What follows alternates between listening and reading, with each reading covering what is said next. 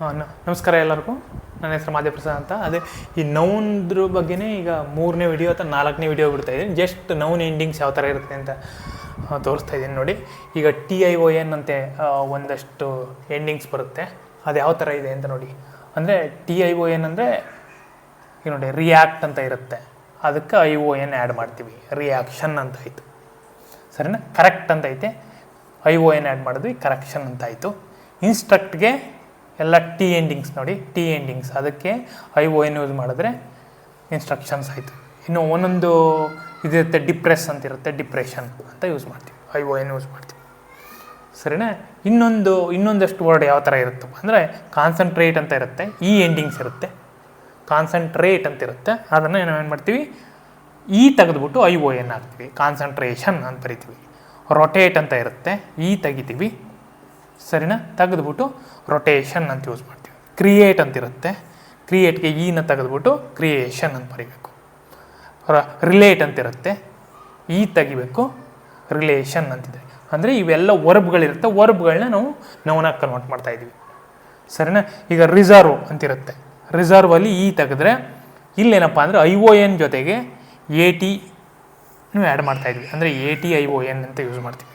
ಅಂದರೆ ಆರ್ಗನೈಸ್ ಅಂತಿರುತ್ತೆ, ಅಂದರೆ ಇದು T ಎಂಡಿಂಗ್ಸ್ ಅಲ್ಲ, ಅದರಿಂದ ಬೇರೆ ಎಂಡಿಂಗ್ಸ್ ಇರೋದ್ರಿಂದ ಈ ಥರ ಫಾರ್ಮೆಟ್ ಬರುತ್ತೆ. ZE ಅಂತ ಇದ್ದರೆ ಆರ್ಗನೈಸ್, ಈ ತೆಗಿಬೇಕು, ATION ಯೂಸ್ ಮಾಡ್ತೀವಿ, ಆರ್ಗನೈಜೇಷನ್. ಪ್ರಿಪೇರ್ ಅಂತಿದ್ದರೆ ಈ ತೆಗಿಬೇಕು, ಪ್ರಿಪರೇಷನ್ ಅಂತ ಬರಿತೀವಿ. ಟ್ರಾನ್ಸ್ಪೋರ್ಟೇಷನ್ ಅಂತ ಬರಿತೀವಿ. ಅದೇ ಥರ ಈಗ DE ಅಂತ ಇರುತ್ತೆ, ಡಿಸೈಡ್, ಎಕ್ಸ್ಪ್ಲೋರ್, ಆ ಥರ ಇದ್ದಾಗ DEನ ಎಂಡ್ ತೆಗೆದುಬಿಟ್ಟು ಡಿಸಿಷನ್ ಅಂತ ಹಾಕ್ತೀವಿ, SION ಹಾಕ್ತೀವಿ, ಸರಿನಾ. ಡಿಸ್ಕ್ರೈಬ್ ಅಥವಾ ಸಬ್ಸ್ಕ್ರೈಬ್, BE ಎಂಡಿಂಗ್ಸ್ ಇರುತ್ತಲ್ಲ, BE ಎಂಡಿಂಗ್ಸ್ ಇದ್ದರೆ BE ಎಂಡಿಂಗ್ಸ್ ತೆಗೆದಾಗ ಏನು ಮಾಡ್ತೀವಿ, PTION ಯೂಸ್ ಮಾಡ್ತೀವಿ. ಹಾಗೆ ಸಬ್ಸ್ಕ್ರಿಪ್ಷನ್ ಅಂತೀವಿ, ಡಿಸ್ಕ್ರಿಪ್ಷನ್ ಅಂತೀವಿ, ಸಬ್ಸ್ಕ್ರಿಪ್ಷನ್ ಅಂತೀವಿ, ಆ ಥರ. ಈಗ ನೋಡಿ ಪರ್ಮಿಟ್, ಸಬ್ಮಿಟ್, ಕಮಿಟ್, ಆ ಥರ ಇದ್ದಾಗ ಏನಾಗುತ್ತೆ, T ತೆಗೆದಾಗ SSION ಅಂತ ಯೂಸ್ ಮಾಡ್ತೀವಿ, ಸರಿನಾ. ಇವು ವರ್ಬಿಂದ ಫಾರ್ಮ್ ಆಗಿರೋದೆ ನೌನಾಗಿ. ಪರ್ಮಿಷನ್, ಸಬ್ಮಿಷನ್, T ತೆಗಿಬೇಕು, ಆ ಥರ ಪರ್ಮಿಷನ್, ಸಬ್ಮಿಷನ್, ಕಮಿಷನ್ ಅಂತ ಹೇಳ್ತೀವಿ. ಇದನ್ನು ನೌನ್ ಆಯಿತು. ಈಗ ನೋಡಿ ಇನ್ವಾಲ್ವ್, VE ಎಂಡಿಂಗ್ಸ್ ಇರುತ್ತೆ, ರಿಸಾಲ್ವ್, ಎವಾಲ್ವ್, ಸಾಲ್ವ್ ಅಂತಿದ್ದರೆ ಆ VE ತೆಗಿಬೇಕು, UTION ಯೂಸ್ ಮಾಡ್ತೀವಿ. ಇಲ್ಲಿ ನೋಡಿ UTION, ಅಂದರೆ ಇನ್ವಾಲ್ಯೂಷನ್ ಅಂತೀವಿ, ರಿಸಲ್ಯೂಷನ್ ಅಂತೀವಿ, ಎವಲ್ಯೂಷನ್ ಅಂತೀವಿ, ಸೊಲ್ಯೂಷನ್ ಅಂತೀವಿ, ಸರಿನಾ. ಈ ಥರ ಎಂಡಿಂಗ್ಸ್ ಬರುತ್ತೆ.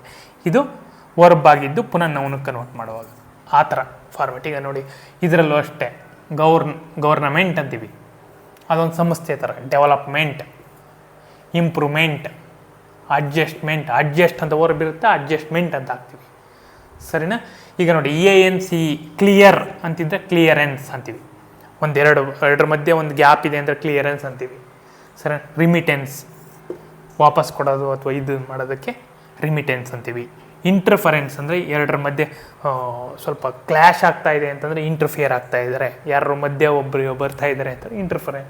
ಹಾಗೆ ENC ಅಂತ ಯೂಸ್ ಮಾಡ್ತೀವಿ, ಈ ತೆಗಿತೀವಿ, ಪುನಃ Eನೇ ಆ್ಯಡ್ ಮಾಡ್ತೀವಿ, ENC ಅಂತ ಹಾಕ್ತೀವಿ. ಇಂಟರ್ಫರೆನ್ಸ್, ಡಿಫರೆನ್ಸ್, ಇವೆಲ್ಲ ಈ ಥರ ಎಂಡಿಂಗ್ಸ್, ಇವೆಲ್ಲ ನೌನ್ಸ್ ಇರುತ್ತೆ.